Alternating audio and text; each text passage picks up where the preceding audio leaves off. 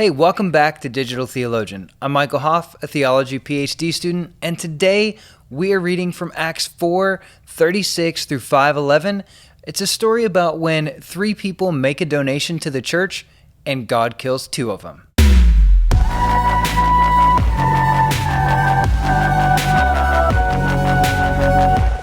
It's 11:02 p.m.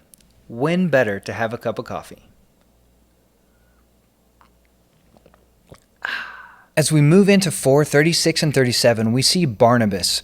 He's a Levite. His name was Joseph. He's from Cyprus, and he has had his name changed to a son of encouragement. Now, you may hear that and just think to yourself, oh man, Barnabas must have said a lot of nice words to the people around him. Barnabas was probably a pretty swell guy, maybe the nicest guy you've ever met. Barnabas was somebody who was known for a lot more than just saying nice things to the people around him. If you look at the meaning of his name, son of encouragement, it's not just generic encouragement. The root word underlying that is son of the prophets. We have to ask the question, what kind of encouragement is he giving? And as you think about the definition that Paul gives for prophecy a little bit later in the book of 1 Corinthians, he talks about it being for the edification, exhortation, and comfort of the Christian community. Here we have Barnabas, a likely prophetic voice in the early church, laying down his own property to benefit the poor and the community of believers. He's laying his wealth at the apostles' feet. And here he is used as a positive example of the generosity that has just been referred to in the previous verses. Acts 5:1 and 2 is chock full of allusions to the Old Testament. There are a number of places here that echo Genesis 3 as we have this conversation going back and forth between Ananias and his wife Sapphira, where it is clear that each of them knows what the other one is doing. They understand what they are engaging in this moment, and sin is creeping at their doorstep. This is Genesis 3, Adam and Eve all over again. As we move on a little bit further, there are echoes of Joshua 7:1, where we have Achan, who is taken from the things that are not to be withheld from the land of Israel, where there are things that are truly to have been dedicated to God. Achan has kept some of that back himself, and it results in the death of him and his family. So here we're seeing the same themes played out in the lives of Ananias and Sapphira. I believe that Luke is intentionally reminding us of beginnings here. We have the garden referenced, the beginning of creation. Then we move into the conquest of the land of Israel. This is a time where the people of Israel are just beginning to be in the country. They're just beginning their journey into the land of Israel and beginning to explore what it means for them to be the people of God in the promised land. And now here with Ananias and Sapphira, we have this early Christian community that is absolutely empowered by the grace of God, where God is literally shaking the buildings where they're praying, and now they are perverting the sense of what God is doing in their midst. In the same way that Achan kept back a percentage of the things that were supposed to have been dedicated exclusively to God, now we see Ananias and Sapphira keeping a percentage of the profit from the sale of their land, and then they're going to go to the disciples and present it as though they have given everything. One commentator went so far as to say that this is the original sin of the church, the misuse of finances and property. As the Spirit of God was moving in the early church and inspiring gracious generosity, now people were leveraging that for their own personal gain rather than for the benefit of the community. And that brings us to today's question of the day. How do you understand the phrase, the fear of the Lord? This is one of those phrases that shows up in Scripture in the Old Testament and in the New Testament. The term God-fear is even one that gets used for people like Cornelius and other Gentiles who want to honor God and live in a way that really represents the Jewish way of life, but aren't actual native-born Jews. And so this term is something that's used throughout the book, but here we find it being used in this particular passage. We see fear of God, the fear of the Lord, being something that is mentioned time and again. And so I want to know, how do you understand the fear of the Lord? When you hear that phrase, what does it mean to you? Go ahead, leave a comment down below and let me know what you think. What does it mean when you hear the term, the fear of the Lord? In 5:3, as Peter addresses Ananias in this situation, he clearly has been given revelation from the Lord about the situation in Ananias' heart. Peter makes this connection between lying to Peter and the early church and lying to the Holy Spirit, that there is a sense of reverence and awe in the middle of what God is doing in this community, especially in relation to generosity, that as he is trying to appear more generous than he is, as he's trying to appear as though he is giving more than he did. And in this moment, Ananias has actually lied not to his community, not to Peter, but he is actually attempting to lie to God. And obviously it's not working because the Holy Spirit has already revealed what was in Ananias' heart to Peter in the moment that he goes to bring the offering. In relation to this passage, John Stott, the famous pastor and theologian, said that if the devil's first tactic was to destroy the church by force from without, then his second was to destroy it by falsehood from within. This is a key realization. This isn't some minor offense. This isn't some little situation. God is doing something supernatural, something holy, something majestic in this community in this season. They're attacking the heart of generosity, which God has been using to draw his community together. This is no small offense. All right, now it's time for the tip of the day, which is consider the literary context. What does that mean? When I say literary context, I want you to be looking not only at the verse or handful of verses that you're reading in that moment, but I want you to go a little bit beforehand and a little bit after.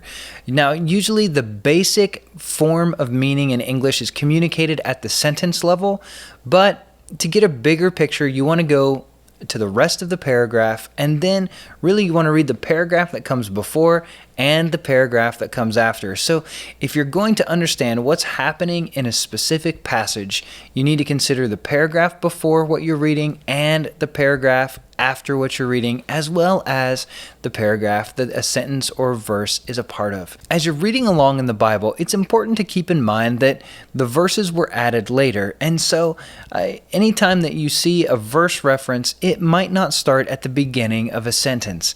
You definitely want to go back and catch the beginning of that sentence in order to understand what a verse is really trying to say. As you consider the literary context, you want to look around the verse that you're reading so that you gain a better understanding of what the verse you're studying means. And so in this instance today, as we're looking at this passage, if we look a little bit beforehand, we see that the issue of generosity is at the forefront in the previous passage. As we're reading along, we see that God's grace is empowering the Christian community so that all of their needs are met. It is a work of the grace of God that the community of Christians is having their needs provided for, and people aren't lacking anything. So as we study what is going on with Barnabas and Ananias and Sapphira in these passages that we're looking at today, we can see that the understanding of generosity and the grace enabled in the early Christian community by God's empowering presence for them to be generous, for them to live and have their needs sustained, then we see that maybe there's a little bit deeper level. The understanding that we have of how God is providing for finances elevates the offense of Ananias and Sapphira to a higher level, because we see that God has been working specifically through finances in the life of the early church, and a clear sign of the grace and presence of God in that community has been the way he has provided for them financially. And so when Ananias and Sapphira are attempting to subvert that, when they are attempting to lie directly related to how the grace of God has been working in their community, it is a grave offense. Pun intended. The issue here isn't that Ananias and Sapphira owned property or kept a percentage of the profit from the sale of the land. Peter makes that absolutely clear as he confronts Ananias in 5:3 through 5. Peter says in 5:4, "Didn't it belong to you before it was sold? And after it was sold, wasn't the money at your disposal? What made you think of doing such a thing? You've not lied to human beings, but to God. Acts 5:5 says, when Ananias heard this, he fell down and died. And great fear seized everyone who heard this. And we see a picture of people coming in to take away his body. One commentator says such an outcome shows how seriously God takes anything that mars the holiness of his church. When I read passages like this, my heart is gripped with fear as well, because I see my own shortcomings. I see my own faults. I see my own failures. And this isn't some distant God in the Old Testament, how some people like to think that it was only the holiness of God was only dangerous in the Old Testament. No, we see that God takes holiness and the holiness of his community very seriously, especially in moments like this where his presence is moving in powerful ways in the community, where he's drawn near and that signs and wonders are being done, where there's an intensity of the presence of God. There's an intensity of his holiness, a reverence for who God is. And man, it can be dangerous for us to come in to those environments and not be repentant, for us to not lay our weaknesses, lay our burdens down at the feet of the cross, and to recognize that we aren't as strong as we think we are, and we certainly can't be doing anything to make ourselves look better in the eyes of others, and before we have taken care of those issues face to face with the God who gave his life up for us. And about 3 hours later, Sapphira comes not knowing what has already gone on with her husband. Not knowing that her husband has passed away, she is now face to face with Peter in the exact same way that he was. We already know that Sapphira has colluded with Ananias. She knows the exact amount that they received and the exact amount that Ananias was bringing to Peter. She knows what is going on. And so here Peter confronts her. He says, "Is this the price that you and Ananias received for the field?" And she immediately says, "Yes, it is." Peter responds with another question.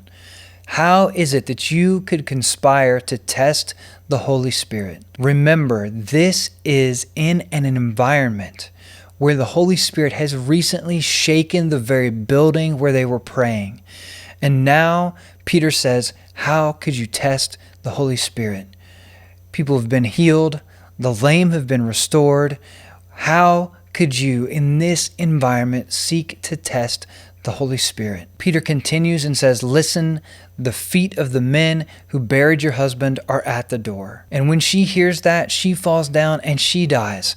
And the same people who had buried her husband now bury Sapphira. And we're told that great fear seized the church and all who heard about these events.